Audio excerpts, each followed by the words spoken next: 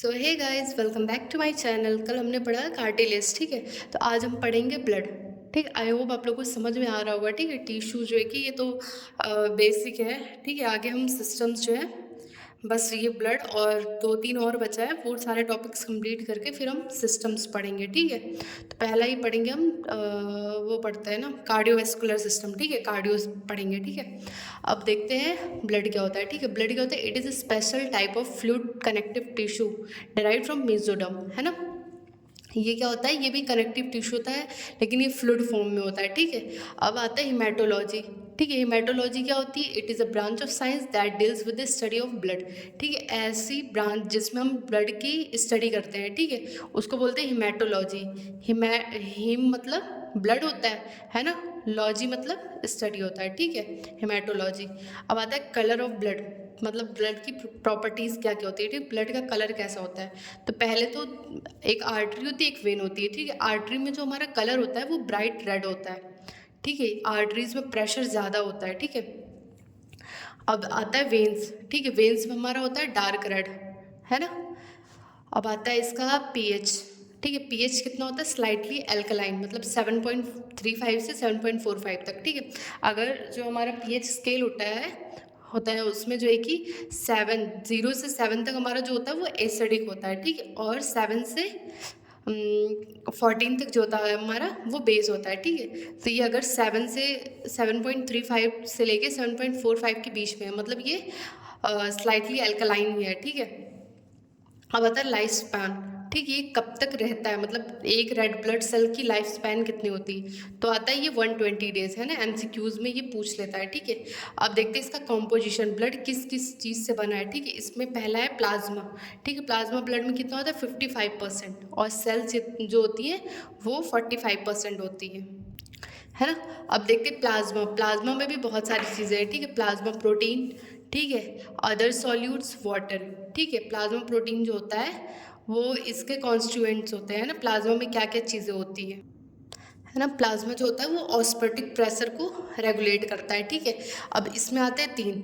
ठीक है, plasma protein, albumin, globulin, fibrinogen. ठीक है, एल्बुमिन जो होता है वो हमारे लीवर से सेक्रेट किया जाता है। ठीक है, ग्लोबुलिन भी। ठीक है, और जो फाइब्रिनोजन होता है वो क्लॉटिंग फैक्टर होता है ना। जैसे ब्लड क्लॉटिंग फैक्टर जो होता है, मतलब जो ब्लड को क्लॉट कराता है ना, वो होता है फाइब्रिनोजन। अदर सॉल्यूट्स में आते हैं न्यूट्रिएंट्स, वेस्ट प्रोडक्ट्स, इलेक्ट्रोलाइट्स वगैरह। ठीक है, और वाटर का इसमें कितना परसेंटेज होता है? 91.5। प्लाज्मा जो होता है वो 7% होता है, अदर सॉल्यूट जो होता है 1.5% होता है। ठीक है, अब देखते हैं सेल्स, है ना। प्लाज्मा और सेल्स से बना होता है। सेल्स में आती हैं 3 टाइप की सेल्स। पहले तो WBCs, यानी कि white blood cells, red blood cells and platelets. ठीक है, अब वाइट ब्लड सेल्स को और क्या कहते हैं? ल्यूकोसाइट्स। ठीक है, रेड ब्लड सेल को बोलते हैं इरेथ्रोसाइट्स, एंड प्लेटलेट्स को बोलते हैं थ्रोम्बोसाइट्स। ठीक है, रेड ब्लड सेल्स कितना होता है? 4.8 से लेके 5.4 मिलियन तक, है ना।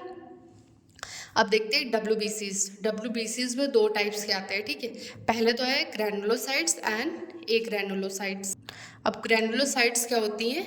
ये ऐसी सेल्स होती है जिसमें कि ग्रेन्स प्रेजेंट होते हैं ना, ऊपर से छोटे छोटे दाने जैसे ग्रेन्स प्रेजेंट होते हैं। ठीक है, it secretes enzyme that's help to kill microorganism. ठीक है, ये जो है कि इसमें ऐसे एंजाइम्स होते हैं जो माइक्रो ऑर्गेनिजम्स को किल करते हैं ना, जो कॉजेटिव एजेंट होते हैं या फिर किसी भी डिजीज़ कॉज करने के उसके होते हैं, तो उन ऑर्गेनिजम्स को ये किल करता है। ठीक है, अब ग्रैनुलोसाइट्स के 3 टाइप्स होते हैं, एसाइनोफिल्स, बेसोफिल्स एंड न्यूट्रोफिल्स। ठीक है, एसाइनोफिल्स जो होता है वो जब स्टेन्ड इन एसिड, ठीक है, जब हम उसको एसिड के साथ स्टेन करते हैं तो वो कौन सा कलर देता है? Orange red colour. ठीक है, ये 1 वर्ड में पूछ सकता है। ठीक है, ऑरेंज रेड कलर देता है। बेसोफिल्स को अगर हम बेस के साथ वो करेंगे, ठीक है, वो देगा पर्पल कलर। ठीक है, ब्लू पर्पल कलर।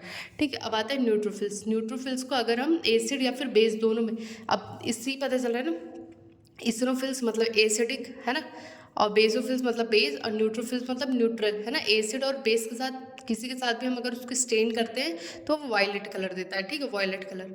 ठीक है, अब ए ग्रैनुलोसाइट्स क्या होता है, इसमें जो है कि ग्रेन्स प्रेजेंट नहीं होते हैं, ठीक है।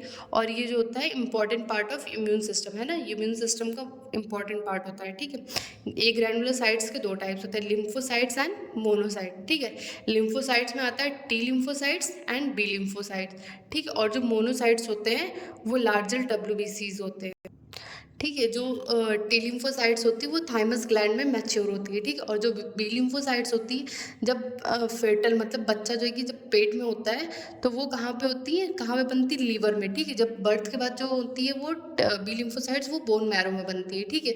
अब देखो एडल्ट में जैसे मेल में कितना ब्लड चाहिए होता है, मतलब 5 to 6 लीटर जो एवरेज होता है, ठीक है। और जो फीमेल में होता है वो 4 to 5, ठीक है, 4 to 5 लीटर्स होता है। और इसको हम ब्रॉड में पढ़ेंगे, ठीक है, आगे, है ना। अभी तो ये ब्लड और अभी बचा है लिम्फ, है ना, बोन बची है ना। ये सारे टॉपिक्स हम इसमें कवर अप कर लेंगे बस कल की क्लास और, ठीक है। कल एक वीडियो और अपलोड होगी इस चैप्टर की, इसके बाद फिर हम पढ़ेंगे कार्डियोवैस्कुलर, ठीक है। So keep watching.